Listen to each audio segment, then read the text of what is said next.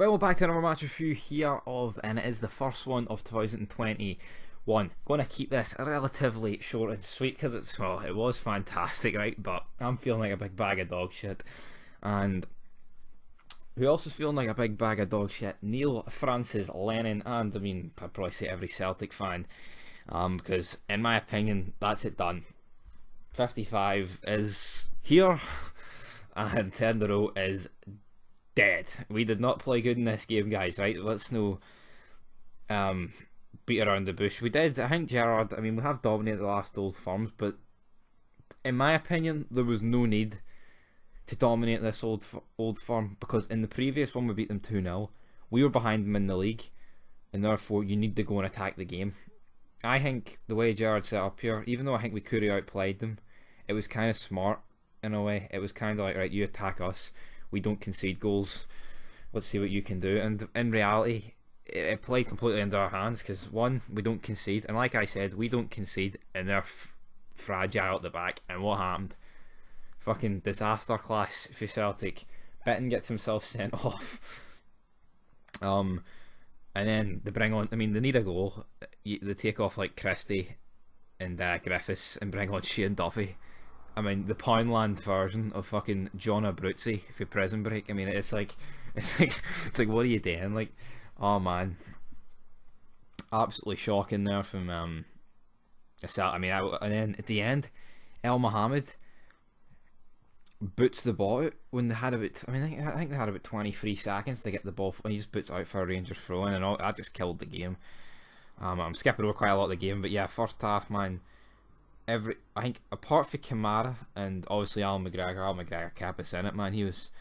I'll say kept us in it. Like, I mean, it's not like Celtic had about 20 shots on target, but the particular shots they did, fantastic saves, even the offside ones, man.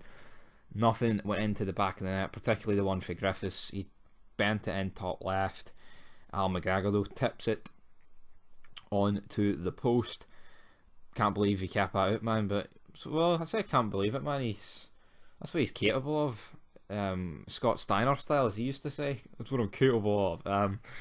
So yeah, and then that brings us into the second half. I mean, people can talk about it not being a red on Bitton, but you look at the challenges in this game. The one Morelos does early on, was it Frimpong? Like, to me, it's so early on you can't book it, and people wanted that to be a red. Like, come on, man. Davison gets booked. You go into the second half, we're not really creating anything. It was a Morelos half chance we had in the first half, and then people were complaining that he brought off Roof. Well, Roof actually did hee-haw in that game. Like, Morelos, yes, his link-up play was questionable. He was getting stuck in. He was actually, he looked like a threat, and he's always a threat against Celtic. Even if he doesn't score, he's always a menace. He always causes controversy, and that's exactly what he did when it came to this near Bitton thing.